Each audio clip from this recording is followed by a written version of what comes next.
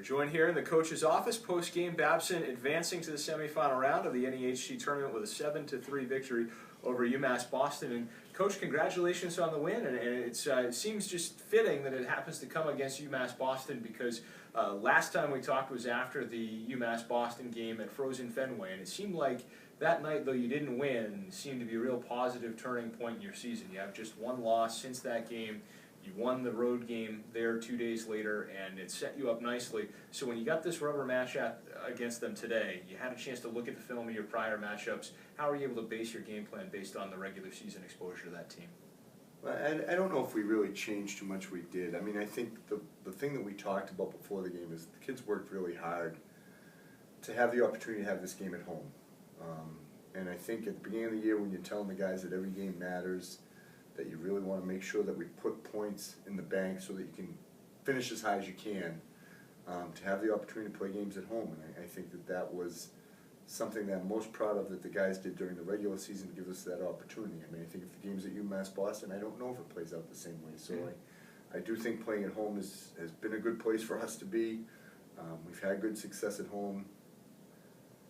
And so I think, just really playing well, getting points, playing against UMass Boston at Fenway, just kind of kept staying on track so that we could finish high and have this game. And I do think, we talked after the game with the guys, it's like the Patriots against the Texans. I mean, I think this game is the hardest game to win in the whole series. Not that Saturday will be easy against New England College, but the quarterfinal game, the wild card game, there's a hard game to win. You're expected to win. You're the higher seed. You're at home. The other team comes in with, kind of house money. Certainly, I know that UMass Boston was a lot better than their record. Sometimes the season, takes a turn or a dip a different way. And so all of a sudden you're playing against a team who you know is really good, who's really well coached, who's had a lot of success recently. They have kids that played Tyler Bishop, Colin Lark, they played in the national championship game last year. Right. It certainly wasn't any expectation on our part other than we're going to have to play as well as we can tonight to advance. And I think we played a little tight at the beginning, partly because of what they did to us. But it's a hard game to win, and I've said that every year. I think the quarterfinal game is the one that the expectations are kind of up here because because you're the host team, right, because you've won, because you finished ahead of them in the standings, and this year it'd have to be a little bit of a difference between third and sixth. But you saw games this year. I mean, any team in our league from top to bottom was really good.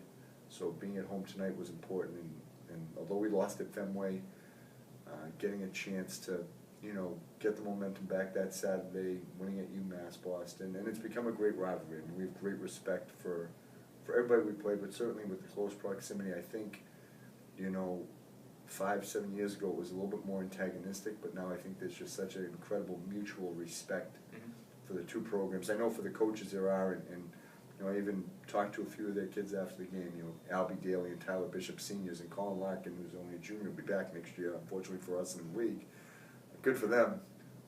Just how much respect I wanted to tell them that we have for them as kids, as competitors, as, it's not antagonistic when we play them. It really is challenging yourself against one of the best.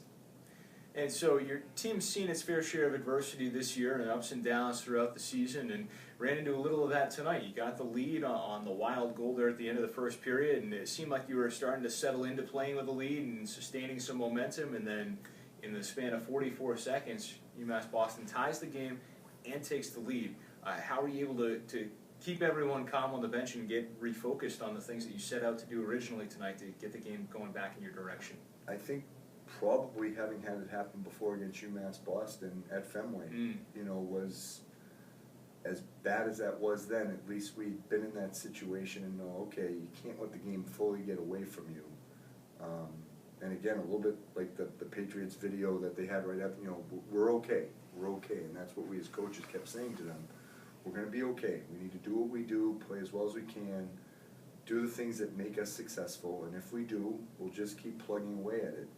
But I also think, Michael Phillips, Danny Casey, Timmy Searles, Pat Young, Billy Seligman, Gene Lane, guys who have been a part of this program and seen their fair share of success over 4 years, been a part of really winning programs that have gone deep in the postseason. I think having those 6 seniors really pays dividends in a game like that, and a number of guys who played in big games. So you don't feel like the game is too big for them as far as getting away, you know, as far as chasing it too much. And then we got a really great goal by Ryan Gouveia, which I think kind of settled things back in. And again, then it's nice to be at home to go in after the second period, be in your own comfortable surroundings, and whatever the guys need or have or want is right there. You're not scrambling, and you feel good about it.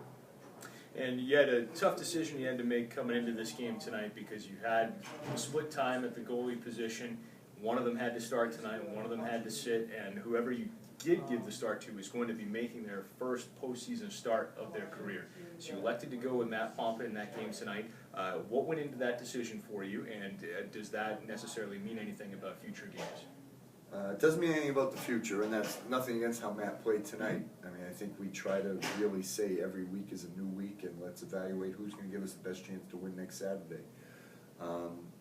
Matt's been playing really well, as has Brian. They've both been playing great. You know, Matt was on a scoreless streak, not having allowed a goal. I actually probably cost him a few legitimate shutouts record-wise because we, you know, pulled him late in shutout wins. But we really just felt like he was seeing the puck so well. You know, he kind of had, they both have been hot. Maybe his hand was just a little hotter. You know, he's kind of the golfer that kept dropping in a birdie on top of the birdie. You know, he kept matching everything and felt that he was really playing really well. And our goalie coach, Mike Ronan, just said, hey, I think they're both playing well. You know, Brian had success against UMass Boston over there. You know, and Matt had lost to UMass Boston.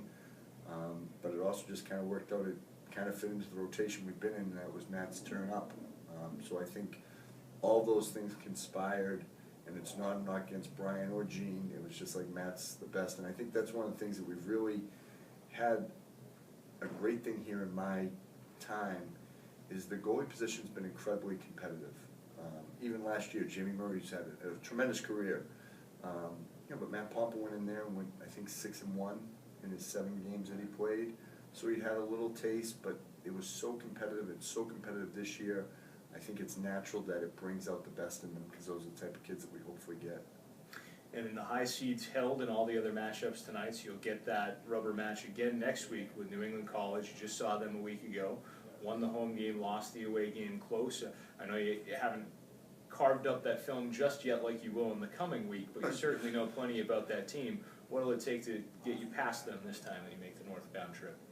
I think you have to play well. You have to play well and execute. I mean, they're incredibly well coached. I mean, I think that's one of the underlying facts that makes our league so good is we have great coaches. You know, Tom Cabral, the coach at New England College, played at Wisconsin, coached at Notre Dame, and coached in the USHL. He's been at New England College, I think, for 15 years now. I mean, he's a really good coach. His teams are well prepared.